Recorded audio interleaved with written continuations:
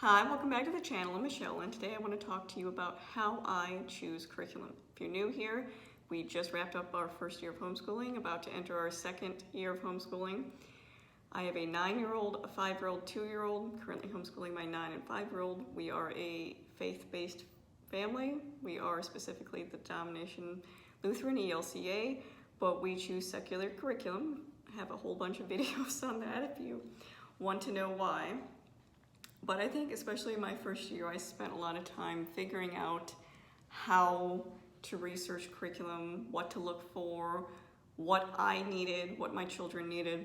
So I wanted to share the process I now go through, especially since picking out second year homeschooling curriculum, what I look for. So the number one thing I look for is the qualifications, credentials of the person who wrote the curriculum.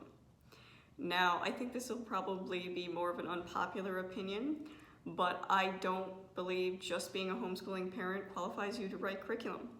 I am specifically looking for curriculum where the author, the person who created it or helped make it, has credentials in their field they're writing the curriculum for.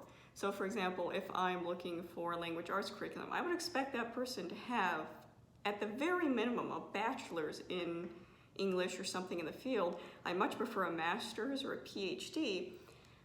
And I know that can sound weird, especially within the homeschooling community, but I am not an expert in a lot of these fields I am teaching my children, so I prefer to pull from resources where I know those people are experts. I have a great appreciation and understanding of people who go on to higher education to get things like master's degrees, PhD. My husband has a master's of divinity, if you're curious. And I've seen the process and the intense study that entailed. My father-in-law has multiple master's degrees. He's also in education. And I've seen the process of that and how important it is to be an expert in your field. I think to write homeschooling curriculum, you need to be an expert in that field. I think making a teacher is made up of two main things. Context, so background knowledge of what you're teaching, and experience. I think we can all tell the difference between a newer teacher and a well-seasoned teacher, right? So I can bring the experience. I know my children well. I've also worked in schools in the past. I have the experience down, but I don't necessarily have the contextual knowledge of all the areas I'm teaching. That's why I'm pulling from experts in their field. So my number one thing I look for is what are their qualifications in this curriculum? And let me tell you, that eliminates a lot of curriculum because a lot of curriculum, like I said, a lot of like unit studies, things like that are put out by just homeschoolers, and that's fine. But for me personally, I'm looking for someone who has more expertise in the field. So, for example, some of the curriculum I use, Torchlight is the person who wrote the Torchlight curriculum, I believe, has a business communication degree. So they technically do not have a degree in the specific field I'm looking at, but the resources they pull from Torchlight, for example, Curiosity Chronicles, the person who wrote Curiosity Chronicles has a PhD in humanitarian studies. So that's what I'm talking about. This person was able to pull resources, but very well-researched resources. So that is one of the reasons I'm fine using Torchlight, even though technically it's written by someone outside the field. They pull in resources from experts. The number two thing I look for is, so if it makes past the, someone with some expertise in the field helped contribute to this curriculum. Number two thing is I look at the company itself. I look at their values, and a lot of this will come into religious and non-religious materials. I have no problem using religious materials. Unfortunately, all the religious-based curriculums I've found are heavily biased and not something I'm willing to use with my children. Again, check out that video if you want to know more, but 9 out of 10 times, most of the curriculum we choose is completely secular. So, but I look for more standards. I don't just eliminate it because it's secular or Christian, but most of the time, Christian curriculum is eliminated pretty quickly. I look for standards like, for example, science. I look for next generation science standards. That is, does it align with it? Does it follow with it? And why is that important? Because this is science that is based on scientific research and fact, which I think is very important when we're teaching our children. And the fact that those standards continually change, because guess what? Science continually changes. We learn more as time goes on, things change. So for me personally, looking at science curriculums, I look for those standards. I look for things that have standards to begin with. I look at the methodology of how it's put together and how it's taught. I also look at the company's values. There are a lot of companies that I refuse to support because I do not believe in what the company stands for. For example, I will not touch a Becca curriculum, look into some of their stands on things. I don't agree with most of what they put out there. I don't care if their curriculum is amazing or works perfectly or whatever. I am unwilling to use curriculum that demeans other groups of people. I think this is important because the most important lesson I will teach my child has nothing to do with academics. The most important lesson I will ever teach my children is to be kind, loving, and accepting people to everyone. And I refuse to support a curriculum that's not one of their values. Same thing with BJU. Will not touch it. I don't care if it's great.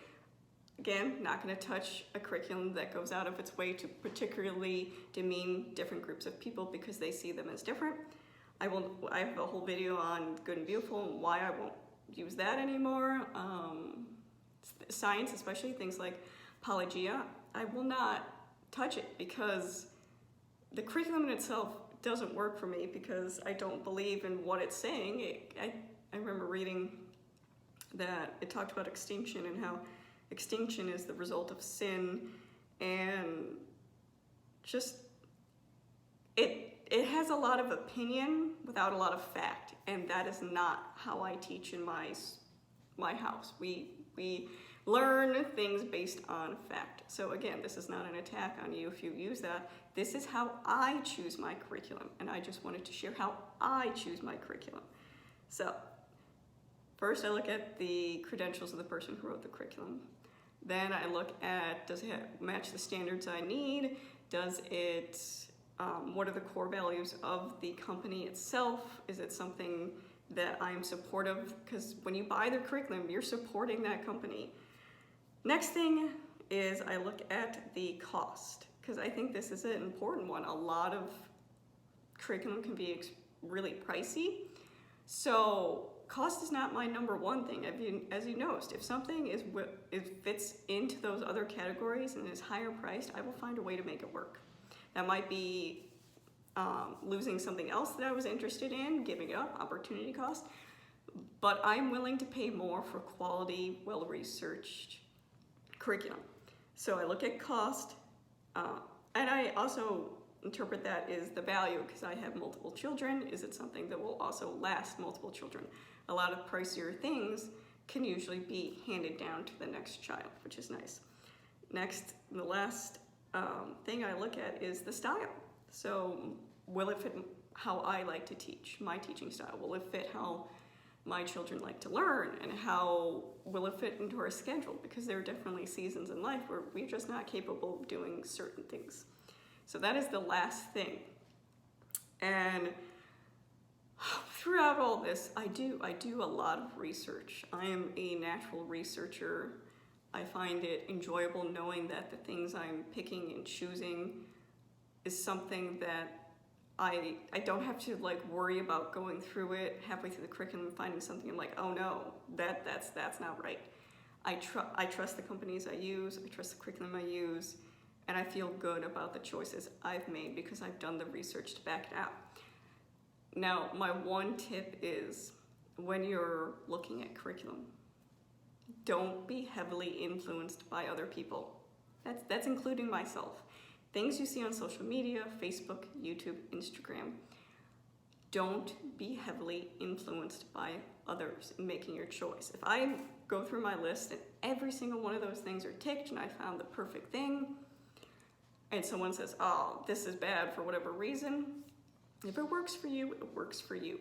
You need to figure out what your core values are and what you want out of your curriculum.